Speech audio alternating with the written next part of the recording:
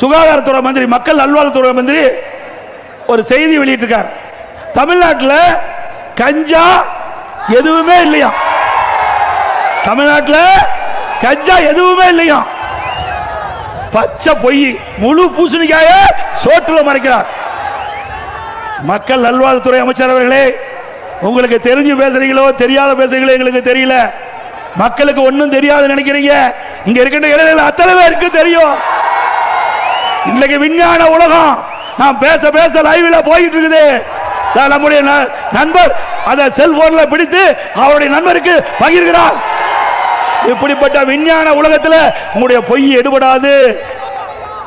சுப்பிரமணியம் அவர்களே, உங்களுடைய பொய் எடுபடாது. நேற்றைய தினம் ஒரு நிகழ்ச்சி, சென்னையிலிருந்து திருத்தணிக்கு ரயில் மூலம் வடமாநில தொழிலாளர் செல்றார்.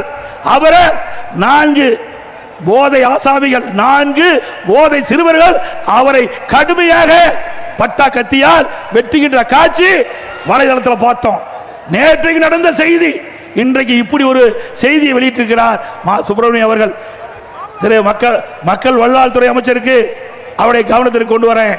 இதே செய்தியே உங்களுடைய முதலமைச்சர் ஸ்டாலின் அவர்கள் காவல்துறை மானிய கோரிக்கையில் 2022ஆம் ஆண்டு நான் என்று கருதுகிறேன். உங்களுடைய கொள்கை விளக்க குறிப்பில் பக்கம் 20 முதல் பேராளர் சொல்றீங்க, தமிழகத்தில் பள்ளிக்கு அருகில கல்லூரிக்கு அருகில சுமார் 2348 கஞ்சா விற்பவர்களை கண்டுபிடிக்கப்பட்டது. கைது செய்யவங்க 148 பேர். மற்றவங்க எங்க? எல்லாம் திமுக காரன்.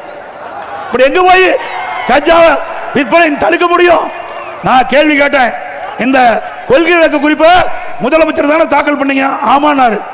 இப்ப இதில் இருக்கிறதெல்லாம் உங்களுடைய செய்தி தானே? அது ஆமானாரு. நான் கேட்ட கேள்வி நான் கேட்கிறேன், இந்த கேள்விக்கு பதில் சொல்லணும். நான் ஏற்கனவே சொன்ன மாதிரி கேள்வி கேட்டேன், பதிலே இல்லை. அதுக்கு பிறகு ஒரு டிஜிபி வந்தார், திரு சைலேந்திர பாபு டிஜிபி வந்தார். அவர் ஒரு அறிக்கை விட்டார், இந்த கஞ்சாவை ஒழிப்பதற்கு 2.0, 3.0, 4.0 போட்டா ரிட்டர் ஆகி போயிட்டார். உண்மைதானே?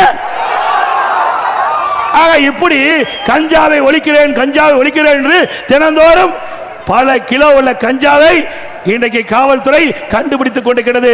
அதை தடுக்க திறமையற்ற இன்றைக்கு தெம்பில்லாத ஒரு முதலமைச்சர் இன்றைய முதலமைச்சர் ஸ்டாலின். உங்களால கட்டுப்படுத்த முடியுதா? கஞ்சா போதை ஆசாமிகளால கொலை, கொள்ளை, திருட்டு, வழிப்பறிவு, பாலியல் கொடுமை நடக்காத நாளே இல்லை. நீங்க பாத்தீங்கன்னா இன்னைக்கு அண்ணா திமுக ஆட்சியில் பாத்தீங்கன்னா தொலைக்காட்சியில் அறிவிப்பாங்க, தங்க என்ன விலை, வெள்ளி என்ன நிலவரம் அறிவிப்பாங்க. இப்போ கொலை நிலவரம் என்ன, அதுதான் டிவியில வருது. இப்படிப்பட்ட வெக்ககெட்ட ஆட்சி திமுக ஆட்சி. இதில் ஏதோ பெருமையா பேசுறார் முதலமைச்சர்.